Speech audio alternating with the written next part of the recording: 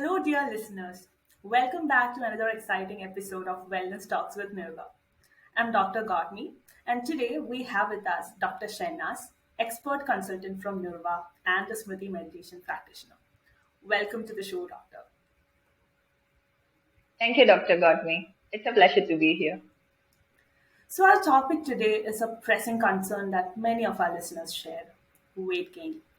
Especially, this is seen among women going through perimenopause or post pregnancy period, or even those who are suffering from PCOS condition. So let's just get to the point, right? When we think of weight gain, we often think of diet, exercise, and lifestyle.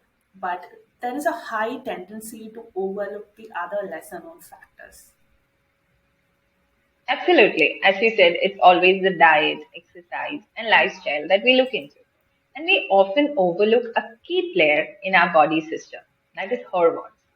Hormones are signaling molecules that are produced by certain glands in our body, like thyroid, pituitary, and adrenal glands. Now, they play an important role in growth, metabolism, appetite, mood, and sexual function. So when they are overproduced or become deficient, it affects these aspects of health and can also significantly impact body weight. So basically, when there is a hitch in the hormonal system, it can lead to issues including weight gain. So, can you please explain a little bit more about that, doctor? Yes, when we say hormonal changes can affect body weight, it is always a bidirectional relationship, which means the hormonal changes due to stress, diseases, or pathological states can cause weight gain. Or weight gain can cause hormonal dysregulation. So likewise, this has always a bidirectional relationship.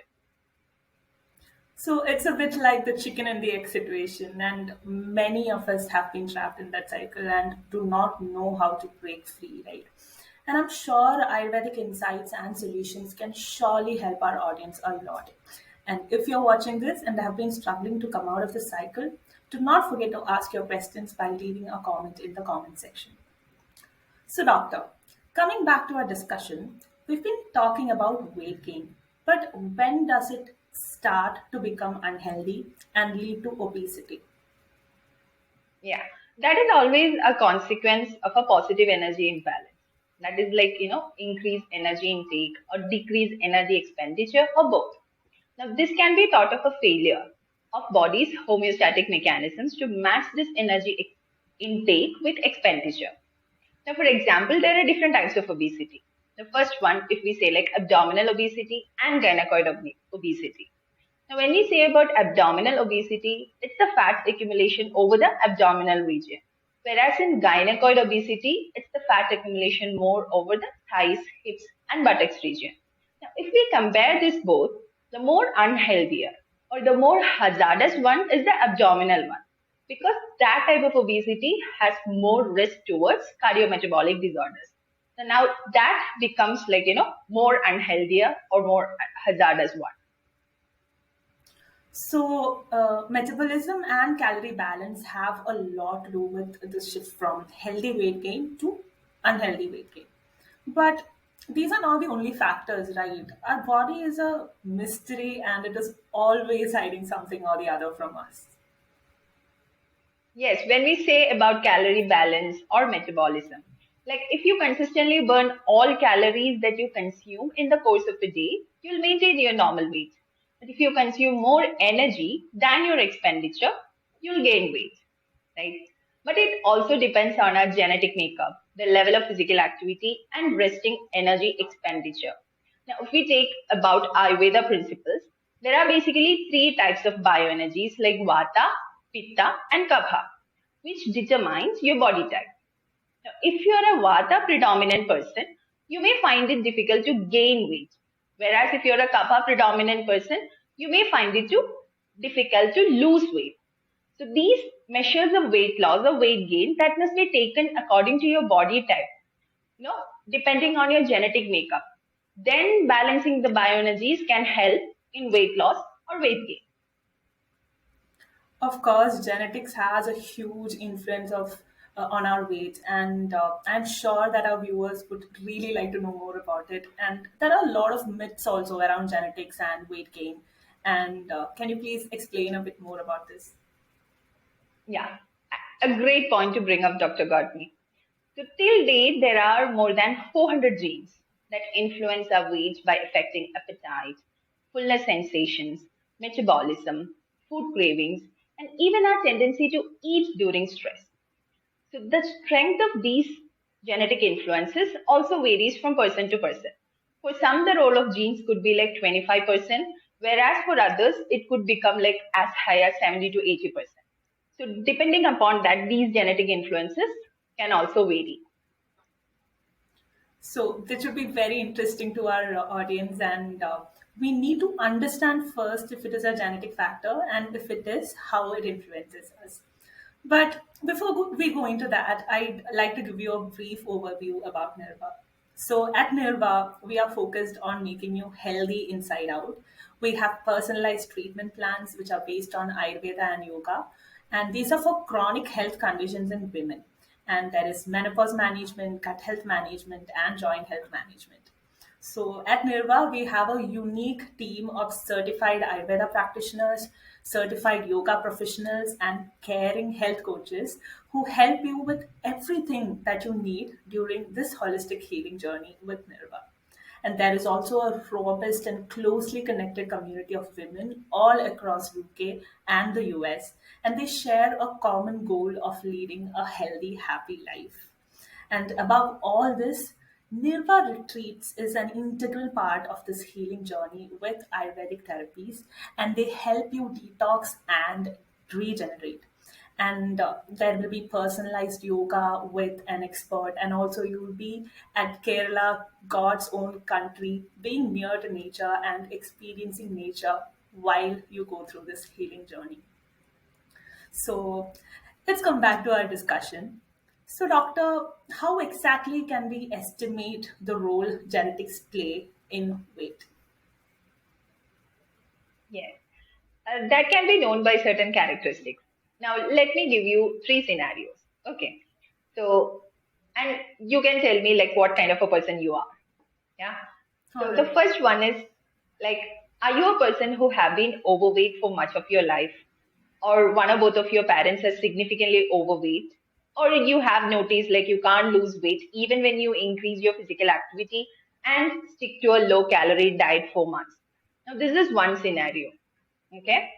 The next one is that you're a person who's strongly influenced by the availability of food. You experience weight loss when you follow a strict diet and exercise program, and your weight fluctuates before or after holidays or by, influenced by certain psychological factors. Okay. And the third one is you are a person whose weight is normal and doesn't increase at all, even when you regularly indulge in high calorie foods and rarely exercise. Now tell me, Godme, like which one of a type are you? Okay, there were three scenarios there, and I think I am that person who is, doesn't gain weight unless there is, if I'm eating a lot or if I have some psychological stress or something like that. And when it comes to my parents, I think they've been, it's exactly the same. If they are on a diet and if they are taking care of it, they are not obese and they've been taking care of it. So yeah, they've never been overweight as much as I've seen. So yeah, I guess I come in that category. Yeah, so then that means that your genetic predisposition is heavy, but is not so great that you can overcome with some effort. Like, if you put some effort, you can change your weight. But coming to the other two categories where your parents were overweight and you have been overweight for a long time and you have never found results with certain diet and exercise, even if you strictly follow it, that shows that your genetic influence is a bit strong, that you don't have much control over it. And finally, the person who does not increase their weight, even if they regularly indulge in high calorie foods and rarely exercise, are those persons whose genetic predisposition to obesity is moderate. Okay, that's very interesting, doctor. I was not expecting questions for me, and that was a surprise, surely. But I'm sure that this would have helped our audience to understand about weight gain and the genetic predisposition of it better. So yes, of course, our genetic evolution. I mean, genetics has gotten a lot to do with our weight gain. But at the same time, this is also very much related to the environment around us, right? So, what role do our surroundings have on weight gain? Yeah, absolutely. Like while genetic factors are the internal forces predisposes to weight gain, environmental factors are the powerful external forces that encourage like overeating and minimal physical activity. In fact, like many experts believe that these external forces are the primary drivers of the obesity epidemic. Okay, so I actually recently saw a report on how lifestyle and food habits during pregnancy can affect the child in the womb. Like how it could even determine if the child can have a tendency for being overweight. Yeah, precisely like these factors come into play even when, before you're born. Like for example, the term fetal programming describes like how in utero exposures affect the future baby weight. For instance, like babies born to mothers who were smoking during pregnancy or had diabetes during pregnancy, they are at a higher risk of becoming overweight, likely due to the alterations in the baby's metabolism. So So what like about after birth? Like, sorry. So what yeah, about indeed, like after birth? yes, yes. Research also indicates that babies breastfed for like over than 3 months are less likely to experience obesity at adolescence than those who were breastfed for shorter duration. And when it comes to Okay. childhood, like the kids who had who drink sugary sodas, high calorie processed foods, they develop a taste for these products and they continue eating these products as adults, so which tends to promote weight gain in them. And also like kids who have who watch television and play video games instead of being active physically, now they may be programming themselves for a sedentary future. So I really believe that our modern environment essentially promotes weight gain, and this sedentary lifestyle, this new lifestyle with a lot of junk food, and not a lot of moving around. And I'm sure that modern diet has a bigger role to play with this as well. Definitely the average calories that we intake nowadays are far more than the past. Now it's also because of the increased availability, the bigger portions and high calorie foods that are available. So practically everywhere we go, like shopping centers, sports stadium, movie theaters, even gyms and health clubs, they have snack stores. And also like we have like 24-hour convenience stores everywhere, right? So research like also shows people will eat what's in front of them, even if they are already full.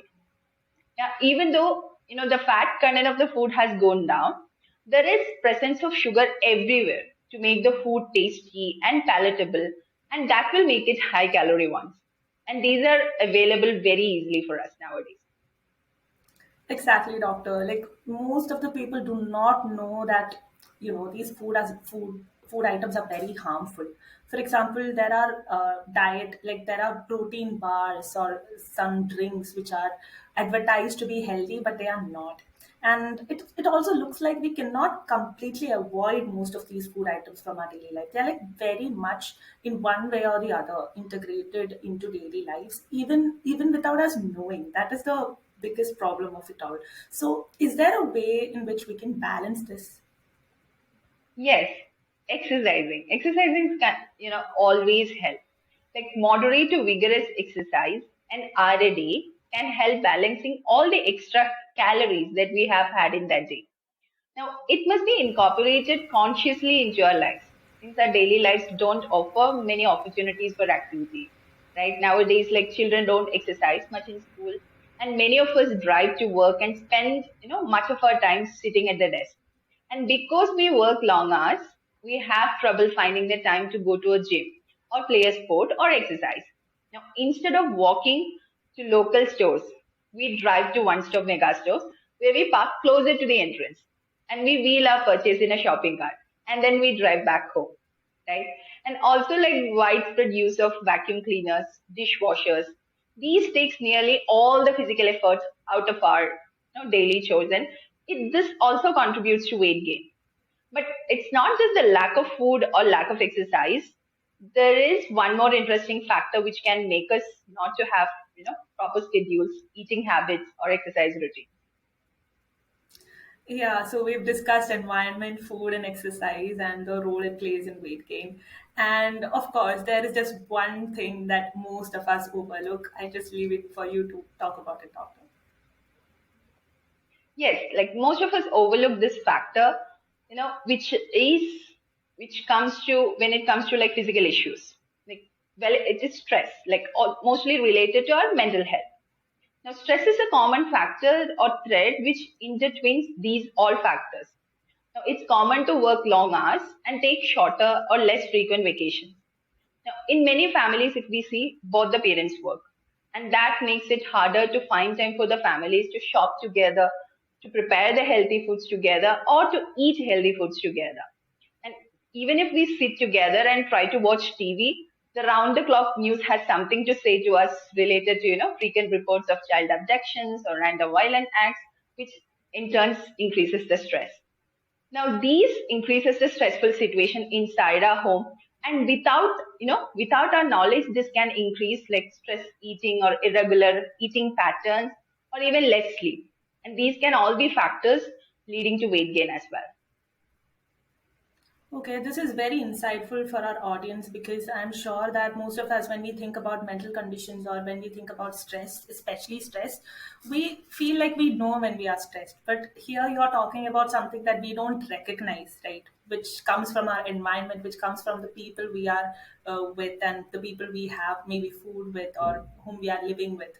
So yeah, I mean, most of the people think that the reason for weight gain is mostly food or exercise, and even some people understand that it's stress. But yes, this unknown stress is probably the biggest villain of them all. Yeah, that is true, Dr. Godme. Like lifestyle changes are most important when it comes to tackling this situation. And of course, diet changes come first. And when it comes to diet, there are like specific hormones that regulate the appetite. For example, like ghrelin is a hormone that stimulates the hunger, whereas leptin is another hormone that inhibits hunger. Now, an imbalance in these hormones can lead to weight gain or weight loss. These hormones get also affected when stress comes into play. Stress can also significantly affect the level of certain other hormones which are also involved in weight gain, like insulin. Insulin increases after meals and it interacts with brain to reduce the food intake. The thyroid is another hormone that becomes overactive or underactive, leading to weight fluctuation. And cortisol is an important hormone which plays a role in body stress response that increases appetite and desire for energy intake. So balancing these hormones are very important when dealing with weight gain. Yeah, so this is an amazing conversation, Doctor. Yeah, of course, there are a lot of things that we didn't know that influences our weight, but it's also about how holistically we approach it. So, would you like to give some simple tips for our audience so that they can balance these hormones that can lead to weight gain? Yes, definitely. Like certain lifestyle practices, including exercising regularly and eating a nutritious diet rich in protein and fiber, that can help naturally balance the hormones. Like ensuring adequate protein intake, having regular exercise, maintaining a moderate weight, taking care of your gut health, lowering your sugar intake, and also incorporating stress reduction techniques, getting consistent and quality sleep, controlling our eating habits, all these can help. But if you're able to identify your body type, like Vata, Pitta, or Kapha predominant, which one you are, and choose the right regimen accordingly, or the habits accordingly to control these bioenergies, then the genetic influences can also be controlled and the results will be amazingly beneficial. Yes, then so there you have it, folks. Our body's hormonal balance is intricately tied to our lifestyle choices. And it is very empowering to know, right, that by making the right decisions in our daily lives, like from what we eat and to how often we move and even how we manage stress, we can actually influence our hormonal health and thereby our overall well being. Absolutely. And it's worth noting that, these changes don't need to be drastic as well. We can start with small steps, such as incorporating more protein in your meals, taking a brisk walk every day, or even reducing that extra sugar that we have in a day. Over a period of time, these adjustments can have a profound effect, like not only on your hormonal balance, but also on your energy levels, your mood, and of course, finally the weight as well. Exactly. So, like every journey starts with a single step, whether like it's adopting a healthy diet, like Mediterranean diet, for example, or even ensuring a good night's sleep, like going to bed at the right time and waking up at a particular time every day, or like choose the right habits. From in all of these, the choice is in our hands, and we would really like to thank you, doctor, for shedding light on this essential topic that is weight gain, which has been probably taking away the sleep of a lot of our audience. It was a pleasure, Dr. Gautami. And remember, your body is an incredible machine. Treat it well, listen to its signals, and it will serve you for a lifetime. Thank you so much. Well said, doctor. And to all our audience out there, thank you for joining us in this insightful discussion about weight gain and hormones. And we really hope that you found it enlightening. So stay balanced, stay healthy, and we'll catch you next week. Goodbye for now.